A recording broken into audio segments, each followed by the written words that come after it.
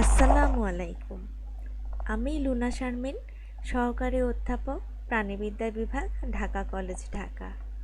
আজ আমি আমার অনার্স দ্বিতীয় বর্ষের শিক্ষার্থীদের জন্য আমার অনলাইনে ক্লাস নিয়ে এসেছি। আমার বিষয় কোড হচ্ছে ACZ204 এবং বিষয় হচ্ছে এনভায়রনমেন্টাল বায়োলজি। সুপ্রিয় শিক্ষার্থীবৃন্দ, কেমন আছো তোমরা? আশা করি যে যেখানে আছো ভালো আছো, সুস্থ আছো, নিরাপদে আছো। এখন তোমাদেরকে একটু সাবধানে থাকতে হবে, কারণ করোনার দ্বিতীয় ফেজ শুরু হয়েছে। তোমরা ইতিমধ্যে জেনেছো আমাদের বিভাগীয় প্রধান আপা পুরো পরিবার বাসার ওনারা করোনায় আক্রান্ত। তোমরা সবাই আপার জন্য দোয়া করবে এবং তোমরা নিজেরাও সাবধানে থাকবে। অবশ্যই স্বাস্থ্যবিধি মেনে চলবে। তো ঠিক আছে, চলো আজকে আমি তাহলে আমাদের পড়ায় চলে যাই। তোমাদের নিশ্চয়ই মনে আছে যে আমার যে নির্ধারিত টপিক ছিল সেই টপিকটা হচ্ছে ডিজাস্টার ম্যানেজমেন্ট। গত ক্লাসে আমরা কি পড়েছিলাম? গত ক্লাসের পড়াটা একটু রিভিশন দেওয়ার আগে দুটো ছবি দেখি। এখানে কিসের ছবি দেখছি? এটা ভলকানিক ইরাপশনের ছবি। ঠিক আছে, এটা হচ্ছে হাওয়াই দ্বীপপুঞ্জে এরকম আগ্নেয়গিরির অগ্ন্যুৎপাত ঘটেছিল এবং এটা হচ্ছে মেক্সিকো উপসাগরে কি হয়েছিল 2010 সালে যে জাহাজ থেকে অয়েল স্পিল হয়েছিল, ফলে কি হয়েছিল সমুদ্রের মধ্যে বিভিন্ন তেল সমুদ্রের বিভিন্ন জায়গায় ছড়িয়ে পড়েছিল এবং সমুদ্রের যে বিভিন্ন রকমের ফ্লোরা ফোনা সেটার অনেক ক্ষয়ক্ষতি হয়েছিল। এই যে জিনিসগুলো, এইগুলো আমাদের কি বলতে পারি আমরা এক কথায়, এগুলোই হচ্ছে আমাদের ডিজাস্টার। তার মানে ডিজাস্টারের সংজ্ঞাটা আমাদের কি মনে আছে? এখন আমরা একটু রিভিশন দেই।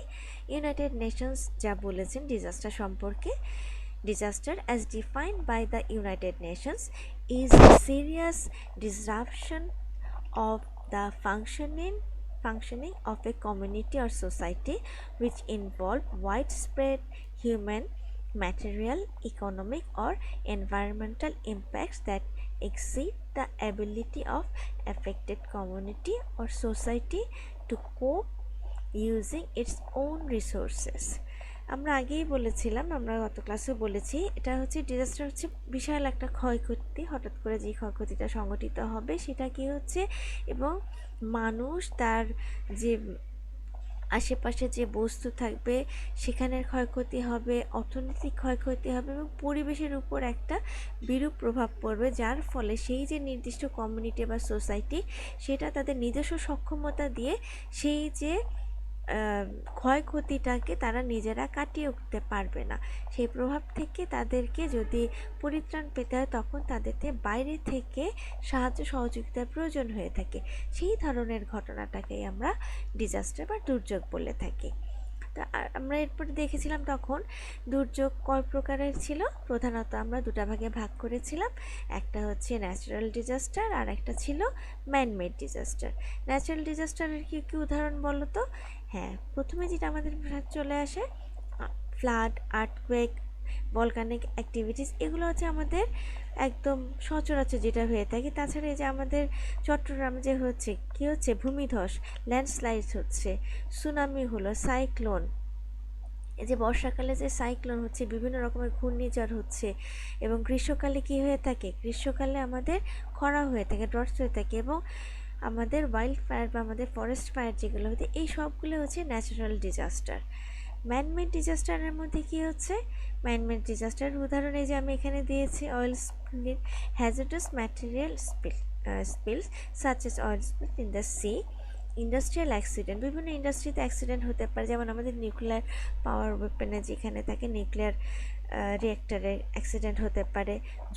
যুদ্ধটা এক ধরনের আমাদের manmade disaster. Fires manmade disaster, ground water contamination, transportation accident, structural failure, mining accident, explosions and act of terrorism, এবং টেরোরিজমও আমাদের ম্যানমেড ডিজাস্টার। তো আমরা যা পড়ছিলাম সেটা আমরা ডিজাস্টার ম্যানেজমেন্ট, আমাদের সিলেবাসের অন্তর্ভুক্ত ডিজাস্টার ম্যানেজমেন্টের আওতায় আমরা ডিজাস্টার সম্পর্কে গত ক্লাসে পড়েছি এবং আজকে আমরা একটা রিভিশন দিলাম। তাহলে আজকে আমরা কি পড়ব? আজকে আমরা ডিজাস্টার ম্যানেজমেন্ট সম্পর্কে জানবো। ডিজাস্টার ম্যানেজমেন্টে জানার আগে এই যে ছবিটা একটু ছবিটা দেখে তোমাদের কি কি মনে হচ্ছে? এখানে কি কি আছে দেখো, একটা সুন্দর গাছ দাঁড়িয়ে আছে শক্তভাবে গাছে, আবার একটা পাখিও আছে বসে আছে, এখানে ব্যাঙ দেখা যাচ্ছে, আর কি আর একটা গাছ পড়ে গেছে। মেঘ থেকে বৃষ্টি হচ্ছে, তাই না? বৃষ্টিতে অতিবৃষ্টি হলে কি হয়ে থাকে, এই দেখো নদীর পানি সমুদ্রের পানি কি হচ্ছে, ফুলে গেছে, তার মানে কি এখানে জলোচ্ছ্বাস বন্যা জলোচ্ছ্বাস সেগুলো হতে পারে, তাই না? এখানে এটার ফলে কি হচ্ছে, গাছ টাছ সব পড়ে গেছে। আবার এখানে কি যখন অতিরিক্ত কি হচ্ছে, সূর্যের তাপে পানির স্তর নিচে নেমে যায়, তখন কি মাটি ফেটে চৌচির হয়ে যায়, তাকে আমরা কি বলি, খরা বলে থাকি। আবার যে বিভিন্ন রকমের অগ্নুৎপাতও হতে পারে। এই যে বিভিন্ন ধরনের ডিজাস্টার আছে, তার মধ্যে কি হচ্ছে দেখো, এখানে কিছু গাছ কিন্তু আমার নষ্ট হয়ে যাচ্ছে, পানিতে ভেসে যাচ্ছে বা চলে যাচ্ছে। আবার দেখো একটা গাছ সারভাইভ করে আছে, এবং গাছের সেখানে সারভাইভ, শুধু গাছটাই বেঁচে নাই, গাছের যে গাছ জায়গা থেকে আশ্রয় দেয় সেরকম একটা পাখিও বেঁচে আছে।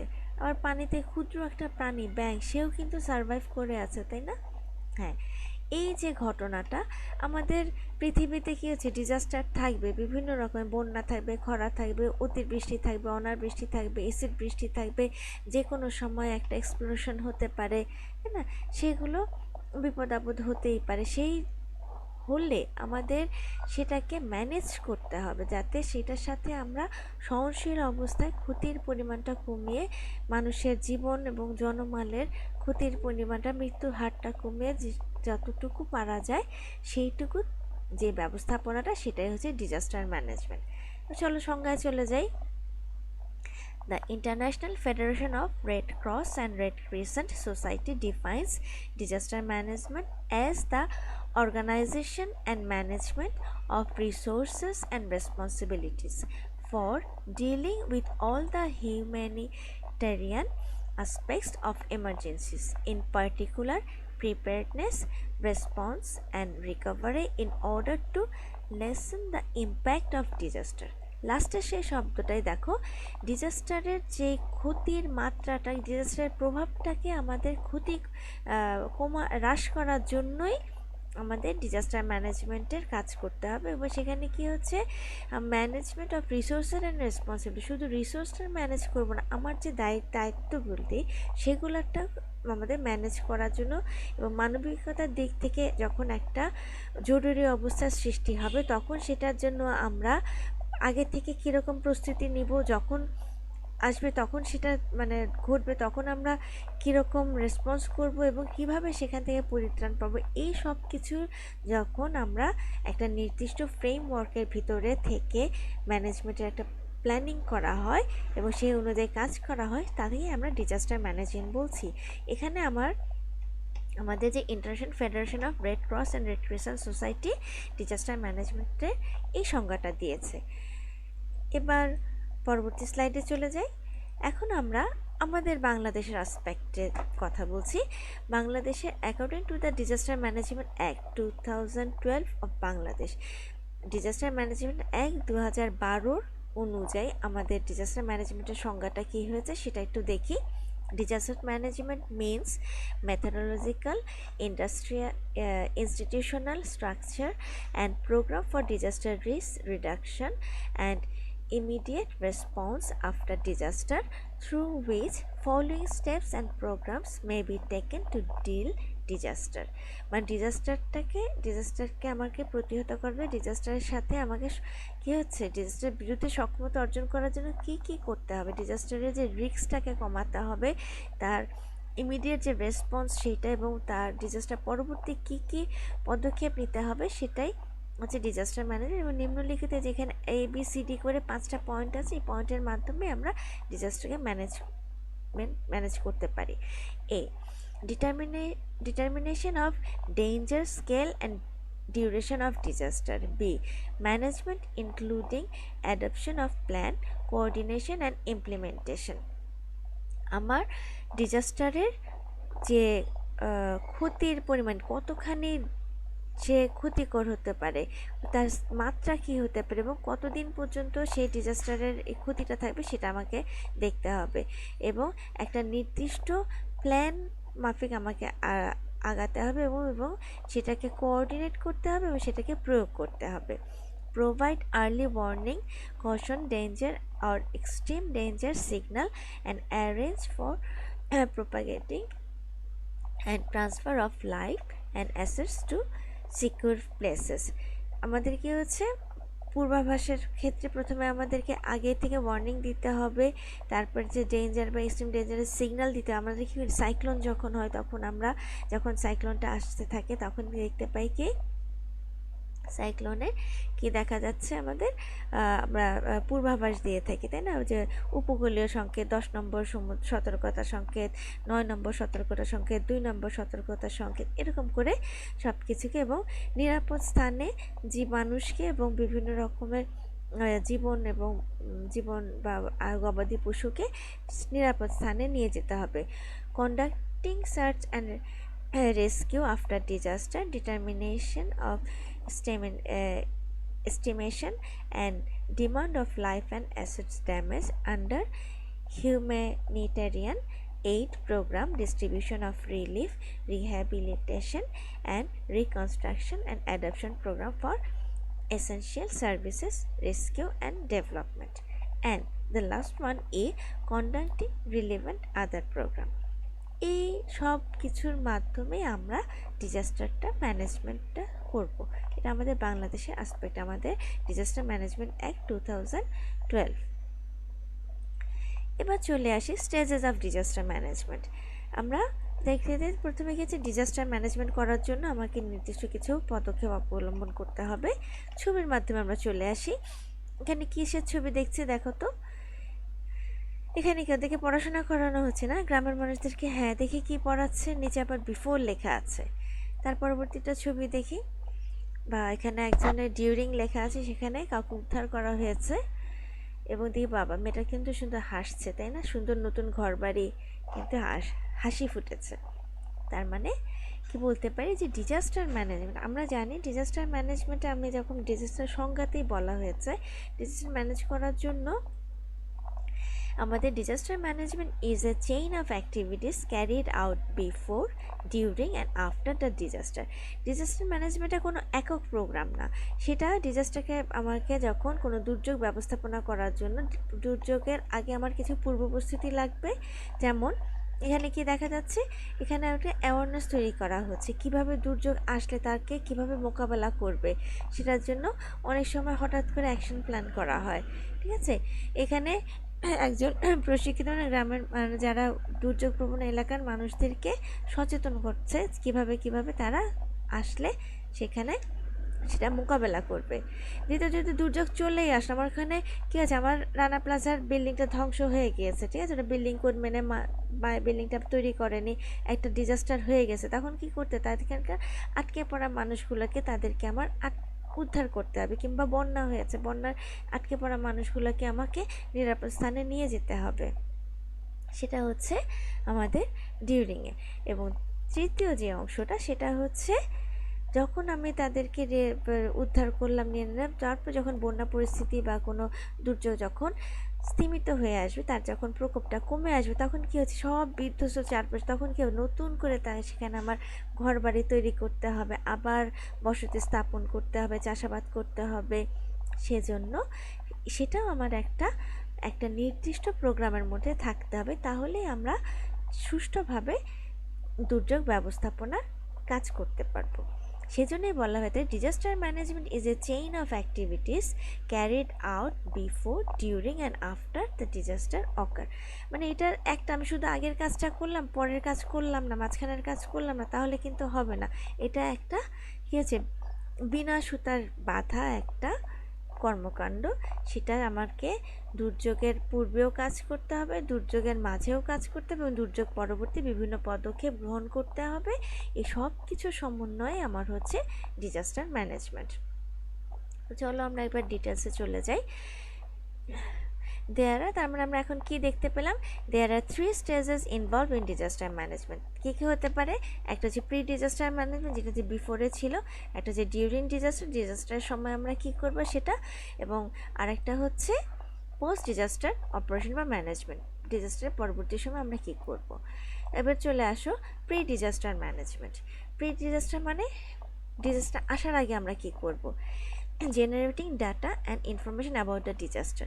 এটা কি হচ্ছে, ডিজাস্টার আমরা সবসময় যে ডিজাস্টার হয় সেটাকে আমরা কি করতে পারি না, সবসময় প্রেডিক্ট করতে পারি না, হঠাৎ করেও চলে আসতে পারে। কিন্তু আমাদের এখন যে মডার্ন টেকনোলজি যেমন ছবিটা দেখি স্যাটেলাইট, এই মডার্ন টেকনোলজির মাধ্যমে কিন্তু আমরা কী করতে পারি, অনেক ডিজাস্টার যেমন সাইক্লোন সম্পর্কে আমরা বা আর্থকুয়েক সম্পর্কে আমরা কি করতে পারি, আমরা পূর্ব থেকে পূর্বাভাস পেতে পারি। কারণ এই যে স্যাটেলাইটের মাধ্যমে স্যাটেলাইট কী করছে, ভূপৃষ্ঠে পৃথিবীর চারদিকে ঘুরে বেড়াচ্ছে, সেখান থেকে বাতাসের গতিমাত্রা, পানির উষ্ণতা, উচ্চতা বৃদ্ধি, সমুদ্রের যে উষ্ণতা বৃদ্ধি বা বায়ু প্রবাহ, পানির প্রবাহ সব কিছু সে মেজার করে বলে দিতে পারে যে এখন কোনো জলোচ্ছ্বাস আসবে কিনা, এখন কোনো সাইক্লোন হবে কিনা। তো সেটার জন্য আমাকে বিভিন্ন ডাটা কালেক্ট করতে হবে, এটা আগে থেকে জানতে হবে। দ্বিতীয় হচ্ছে প্রিপেয়ারিং হচ্ছে গিয়ে ভালনারাবিলিটি জোনিং ম্যাপ। এখানে কি হচ্ছে, আমাদের করতে হবে যে একটা ধরো বাংলাদেশের ছবিটা দেখি, বাংলাদেশের এখানে কি দেখেছি আমরা আর্থকুয়েক জোন অফ বাংলাদেশ। বাংলাদেশে ভূমিকম্প প্রবণ এলাকা 3টা ভাগে ভাগ করা হয়েছে। দেখো, একটা হচ্ছে একটু গোলাপি রং, একটা হলুদ কালার আর একটা সবুজ রঙের। এই 3টা রঙের মধ্যে দেখো লাল রং যেটা সেটা জোন 1, হলুদটা জোন 2, জোন 3। লাল রঙের সেখানে দেখা যাচ্ছে আমার 0.8 মাত্রার ভূমিকম্প সংঘটিত হয়। কারণ আমরা জানি এদিকে আমাদের কি আছে, ইন্ডিয়ার এখানে, নেপালের এখানে ভূমিকম্প যে টেকটনিক প্লেটটা আছে সেটার ফলে এখানে কি হচ্ছে, সেখানে ভূমিকম্প প্রবণ এলাকা, তার মানে এই অঞ্চলে ভূমিকম্প হলে এফেক্টেড হতে পারে। সুতরাং আমরা এদিকে সতর্ক থাকব। যদি আমি এখন জলোচ্ছ্বাসের কথা বলি বা ঘূর্ণিঝড়ের কথা বলি, তাহলে কী হবে, আমাদের উপকূল অঞ্চলে সেটার এফেক্ট হবে।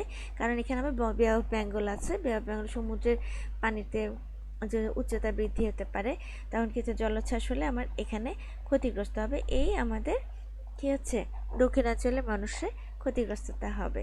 ঠিক আছে, সুতরাং এই যে আমার একটা কোথায় কোথায় ক্ষতি হতে পারে, কোন জায়গাগুলোর আমাদের প্রকৃতি কী, সেই জায়গাগুলো আমাদের প্রথমে আইডেন্টিফাই করে নিতে হবে, একটা ম্যাপ তৈরি করতে হবে। তৃতীয়ত, educating people and raising awareness among the people about disaster. সেটা কী হচ্ছে, ওই যে আমরা প্রথমে ছবিটা দেখেছিলাম, হ্যাঁ এটা দেখো, একটা কী হচ্ছে, একটা স্কুলে টিচিং আর্থকুয়েক প্রিপারেডনেস ইন স্কুল। এখানে কিছু স্কুলে বাচ্চাদেরকে যদি হঠাৎ কোনো ভূমিকম্প হয়ে যায়, তাহলে বাচ্চারা কীভাবে নিজেদেরকে রক্ষা করবে, তারা কী করবে, শক্ত একটা বেঞ্চের নিচে চলে যাবে, মাথার পিছনে হাতটা দিয়ে তারা বেঞ্চের নিচে চলে যাবে। এই জিনিসগুলো কী হচ্ছে, এখানে শেখাতে হবে, পিপলকে এডুকেট করতে হবে কিভাবে তারা এই যে কোনো দুর্যোগের সময় আগে থেকে মোকাবেলা করতে পারে বা হঠাৎ চলে আসলে কি করতে হবে শিক্ষা দিতে হবে।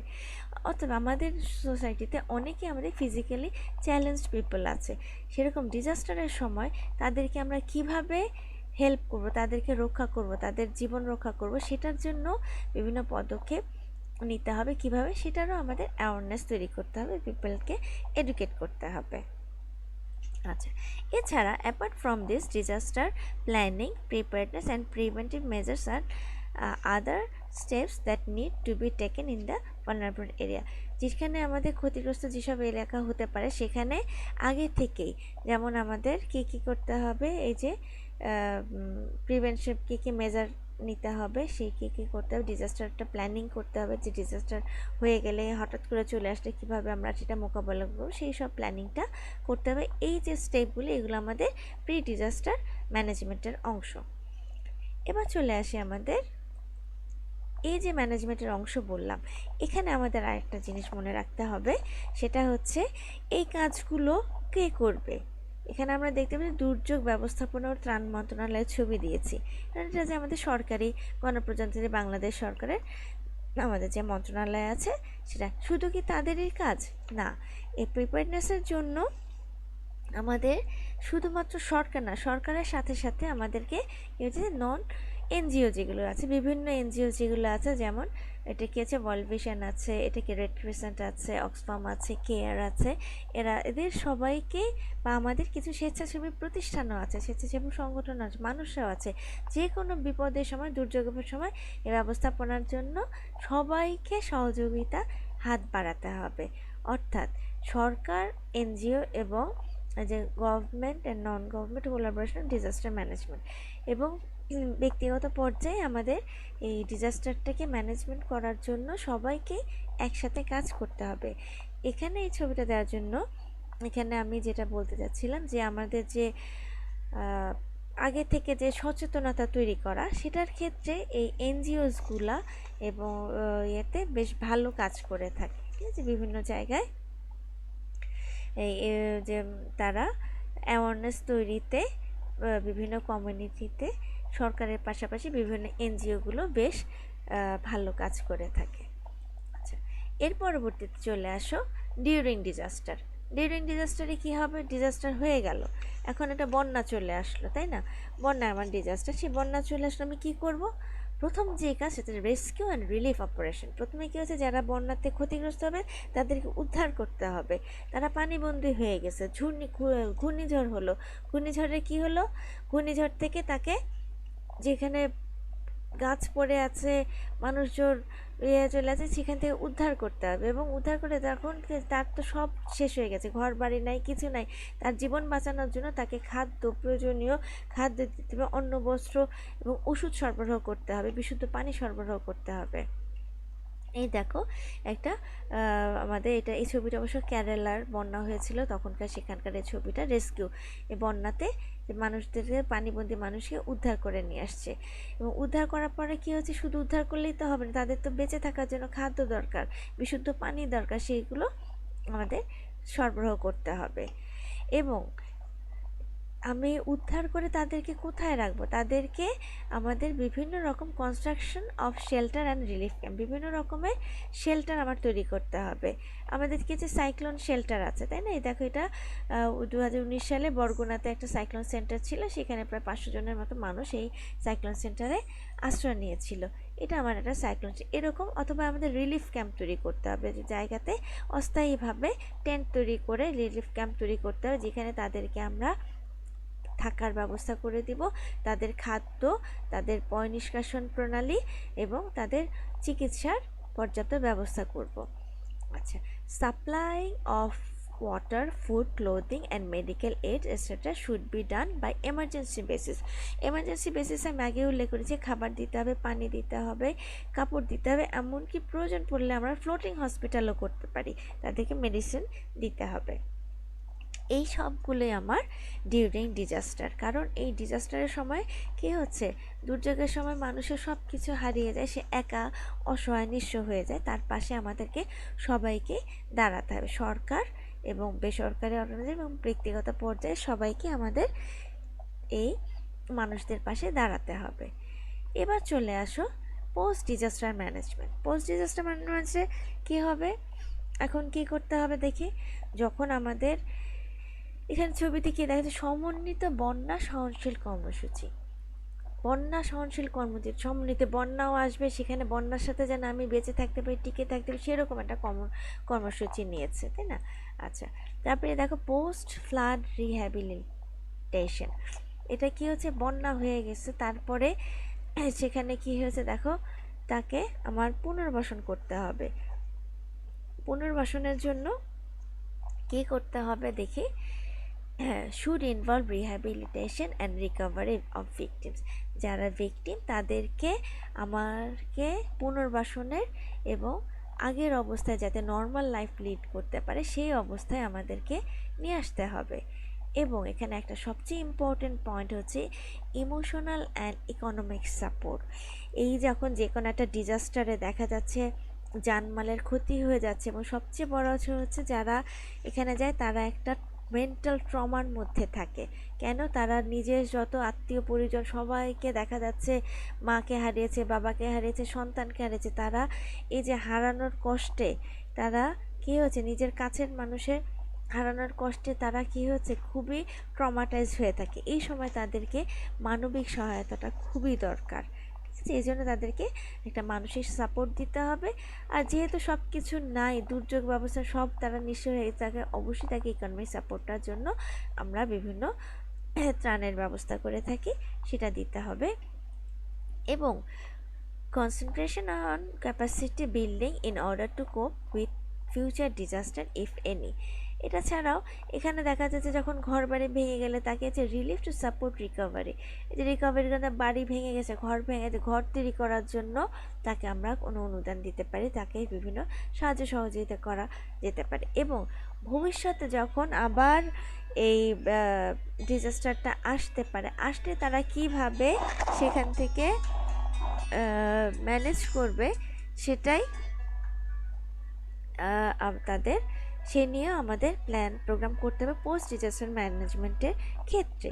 যে ভবিষ্যতে তারা কিভাবে, এরকম ধর বন্যা হচ্ছে একটা জায়গায়, সেখানে প্রতি বছরই বন্যা হয়, তার মানে প্রতি বছর বন্যা হলে তাকে সেই বন্যা সহনশীল হওয়ার জন্য তাকে সেভাবে নদীতে কিভাবে বাদ দিয়ে থাকবে, বা ঘরে পানি আসলে ঘর থেকে কিভাবে সে ওখানে সহনশীল অবস্থায় থাকবে, সেই জিনিসগুলো নিয়ে যে প্ল্যানিং করাটা, সেটাই হচ্ছে আমাদের পোস্ট ডিজাস্টার ম্যানেজমেন্ট।